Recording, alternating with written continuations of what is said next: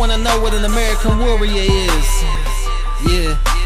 Anybody that served in the United States military honorably. Yeah. Welcome, this is the American Warrior Radio Show. I'm Garen Cohn, an Air Force veteran, founder of AVET Project, and also an accredited claims agent before the VA, and your host.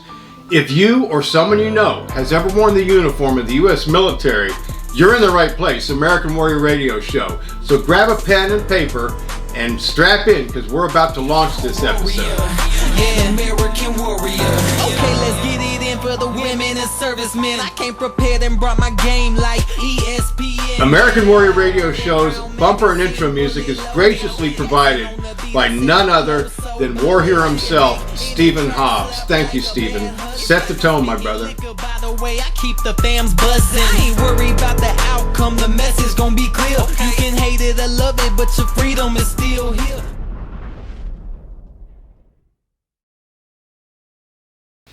As AVET Project's Director of Marketing and the American Warrior Radio Show's production manager, John Lopez does a tremendous amount of work for AVET Project and AWR. I want you to get to know him a little better. John, people always want a little peek behind the curtain. Tell our audience and our listeners and our viewers a little bit about yourself. I understand you've got a storied past, but give us some information about where were you born and raised? So I was born and raised in the amazing island of Puerto Rico. It's 100 miles by 35, small island in the Caribbean, and that's where I was raised and lived there for approximately 20 plus years over there. And what propelled you? Why did you want to join the military? So my grandparents both served in the military. My uncle served in the military as well, Army, Air Force. Like a family tradition almost. Correct. You know, I always wanted to be on that line of duty. Even as a Puerto Rican, because a lot of folks go, we want Puerto Rican as a 51st state. Where do you stand on that? So if we going down the rabbit hole in that topic, so I do agree that Puerto Rico, and not going into any specific political issue, but since you brought that up, I agree that Puerto Rico is probably not getting the same treatment as, you know, well, U.S. citizens in the island of Puerto Rico. United States took over the Spaniards when they have a war, right? And we became part of the United States in 1898, and you know the citizenship didn't happen until years later. But there's a big story in there, right? Now, fast forward to 2023, as U.S. citizens, the island don't get the same treatment as other states. Puerto Ricans, and I love my island, right? 20 plus years there.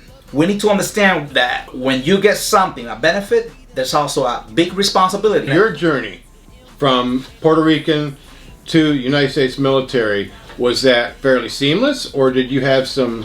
It was easy, but I have a big story, right? As you all can tell, I have a strong accent, right? That never held me back. I joined service in Puerto Rico. So I was in Puerto Rico. I went to They a recruiter. recruited you. You had an Army recruiter right there. Correct. We do have Puerto Rico is big in the military right now. In the state of Florida, we have Camp Landing, the different troops, law enforcement trained there. In Puerto Rico, we have Camp Santiago in Salinas. It's almost a copy paste, different layout, but the same concept. If you look into history, Puerto Ricans have deployed in many wars and been part of the many conflicts, and that's something that maybe sometimes we don't know. Like I didn't know. Give an example: National Guard.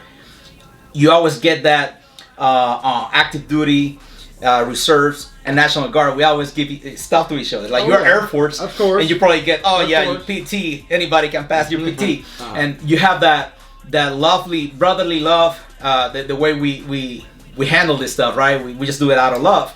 But historically speaking, the National Guard have deployed more often than any other branch in the military. Historically speaking, and that's a fact that regardless of opinions, that's a fact. And a lot of the general public doesn't understand that. In past episodes of American Warrior Radio Show, we've talked about the commitment that the states make with the National Guard and the tempo that the deployments take place with the National Guard far exceeds even the regular Army. It's kind of crazy, but it's true. So I'm just curious, that transition you made, you were born and raised Puerto Rican, you have family tradition in the military, you decided to join yourself. Why the Army? What was the interest there? So I'm not a fan of the air, neither a fan of the water, even though it was coming from that little island. So the Navy was not an option, and the Air Force was not an option. So I wanted to be in the law enforcement line. And I thought about, okay, what are the options right now? Okay, MP, security forces with the Air Force, or Coast Guard, which is I have friends in the Coast Guard, and out of any on the joke, water, right? Coast Guard is one of the most, they're really badass in what they do. I wanted to go in that line, and I spent about a year in Puerto Rico, and then I moved to Florida. I did what they call IST, which is interstate transfer. Moved to Florida, found a unit within my MOS and rank at that time. What was your MOS? 31 Bravo, which is military police. Now you transitioned from that. You've done many other things. Give us a little background about that. What are the other interests? Other than, and you'll all become far more familiar with Real Kingdom Media, because we're going to promote the heck out of it. And also EO Tactical. EO, what does that stand for? It's early and often, and that concept actually came out from the military too. I was doing a less lethal instructor course. We have to train early and we have to train often in order to be successful in anything you do, right? There's I have a video online explaining the levels of competency, and the first one, everybody, no matter what job it is, everybody starts with the unconscious incompetent. You don't know what you don't know. And eventually you go from there with training, classes, then you know what you don't know, the second step. Now you have conscious incompetence. Now you keep training early and often, right? You become now consciously competent, and most people stays there. And I aim and I teach people to, hey, don't just stay there. That continuous movement will make you better until you become what we call unconscious competence. Now your competency is even unconscious. You don't even think about it. It became a second nature, and that's only done by training early, training often. Whatever you do, whether you're reading a book or you're performing a task, I think that movement and that the military helped reinforce this in you. You had that presence of mind to begin with, obviously. Correct. You went after it. Correct. All right, so let's talk a little bit about, because RKM I want to talk about, but the EO Tactical, this is all about preparing people, well, teaching them. Tell us what EO Tactical offers. Three basic things that we focused. It was in the armed security and concealed carry permits, right? And we try to implement scenario-based training. So whether we're doing a class in a classroom or we're putting you in a scenario, live scenario, or a computer scenario. So I'm somebody, I have my CCW, I'm at a 7-Eleven, I see something going down that is obviously unlawful and somebody's life is being threatened. EO Tactical is going to teach me and stick it in my head what my next move should be. Correct. And I was keeping the law as a number one, because we can get blinded by a situation, right? If we're not 100% informed, you can do something that you might be thinking you're helping, and next thing you know, you're serving the next 20 years in a prison, right? Just having a CCW doesn't give you license to go out there and shoot the bad guy. Correct. Let's say the guy's running with a gun and he just shot somebody, right? And he's running towards you, but you were like, okay, you get ready, but he's like 100 meters away from you, and as he's running towards you, he dumped his gun. Now he don't have any gun. That can go really bad really quick. So it is important to know that a deadly situation, you gotta make sure that when you engage, still a deadly situation for you or for somebody. You meet force with force. You can stand your ground. Meet force with force. Stand Correct. your ground. Correct. That's important. But we must understand that the situation can change. It could be a deadly situation, then 30 seconds later, it's no longer a threat. That's no longer a deadly threat. Now what you gonna do? That's when we need to be level-headed and educated in the law and stuff like that, because every scenario is gonna be different. EO Tactical is all about education if you haven't started to figure that out. So I encourage everybody, we have this strong Second Amendment in this nation, thank God. And it really isn't there to allow you to go hunting. It is there for you to protect yourself, and actually it's in the law books because it was there to prevent tyranny Correct. from overtaking the country again. That's the real objective of the Second Amendment. But in our day and time, for somebody to take advantage of that constitutional right to protect themselves or their family or their loved ones, that's great. Go buy the firearm, become proficient at it, get your concealed weapon permit, but it can't stop there. You're explaining that E&O Tactical goes much deeper into that. It's not just being a sharpshooter or being an expert shooter. It's beyond that. There's a lot of people that shoot perfectly fine, and maybe that they might think, I can use this today, and the situation can go down the hill really quick.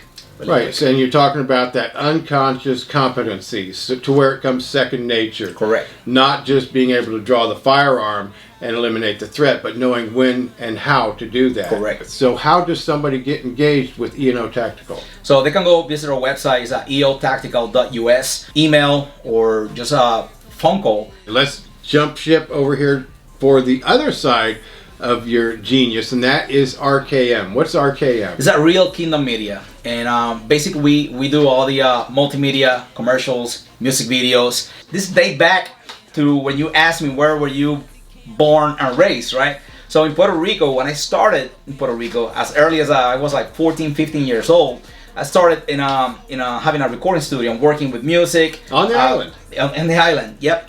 Playing piano, and I was able to record some people over there in Puerto Rico, especially in the Christian side, religious music, for approximately 8 years before I actually joined service and got out of Puerto Rico. I published 2 books, 2018 and 2021, self-development books. One is called The 21 Days Myth, and the second one is called 30 Days in Darkness. And I'm always in the line of motivating people. My fuel is helping other people. Like if I can see somebody succeed, that's my pay. That's what gets me happy, excited, and I try to help as many as I can.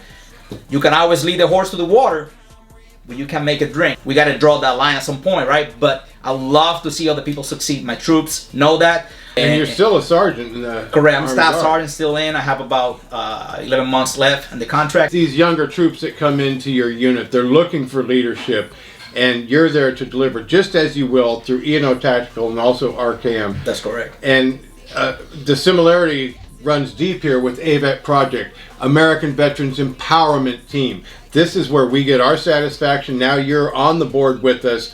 Can't think of a better person to be on the board with us, and really appreciate all of your proficiencies, because we need it. We need to make this happen and come together. And everybody out there listening or viewing this, you got to understand, reach out. Don't be bashful. If you are a firearms enthusiast and you want to bone up on some of your skills, Tactical.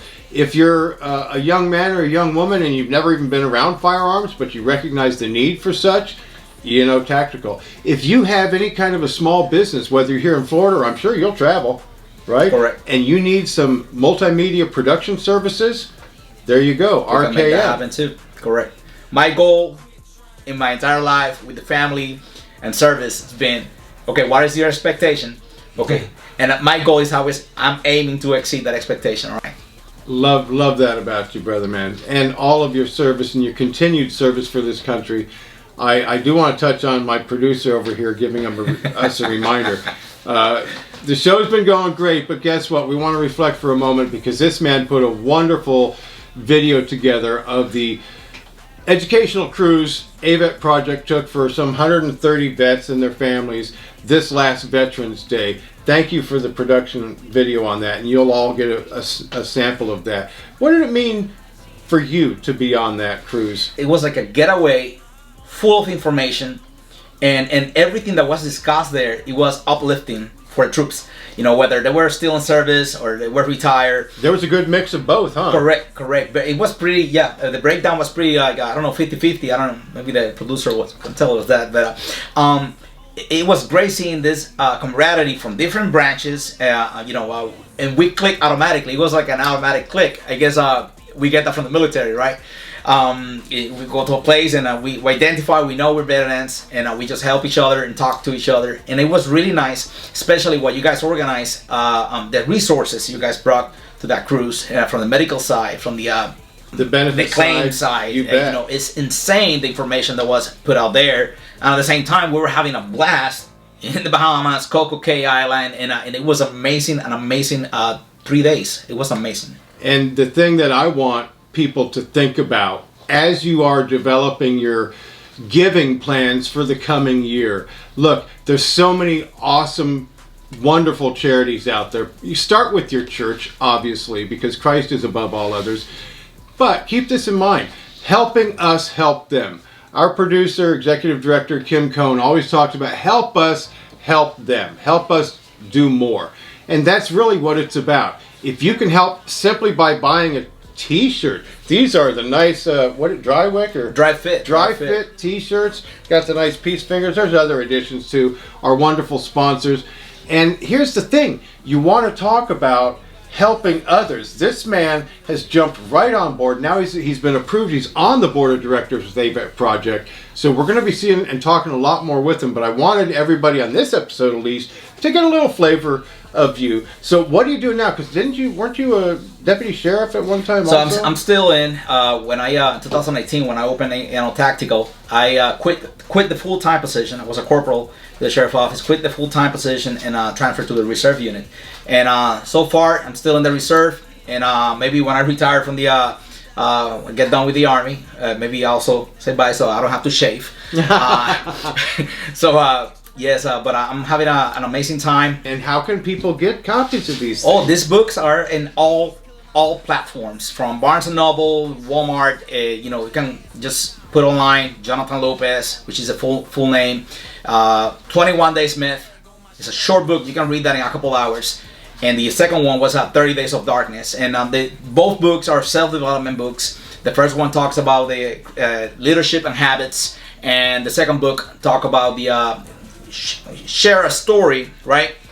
When you get into a dark time or a time of needs, a time where you feel that there's no hope, and how the person was able to, after the story, you get how to deal with this, how to cope with this, how to move forward and move on. And I think that forward momentum is everything, all right? So no matter if you're going 5 miles an hour, 60 miles an hour, it is important that you always move forward. It doesn't matter the speed. If you need to slow down 1 mile an hour, 2 miles an hour, but do not stop. Do not stop. And this is a good point. My old co-host on the original American Warrior Radio Show from way back always shared this with the audience, and that is suicide, which is an epidemic in the veteran community, and even active duty. Let's be honest about it. We've had the Secretary, Department of Veterans Affairs on discussing that very issue.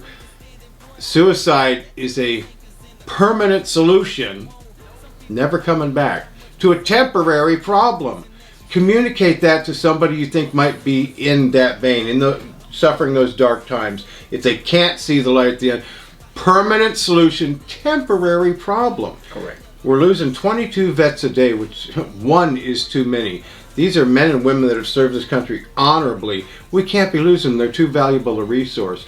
And a book like yours might be just the read for them. Yeah. And let me just do this.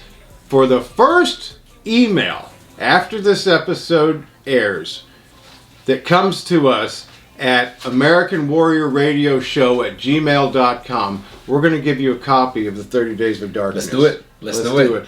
Listen, people, thanks for joining us. Don't forget, thank a vet.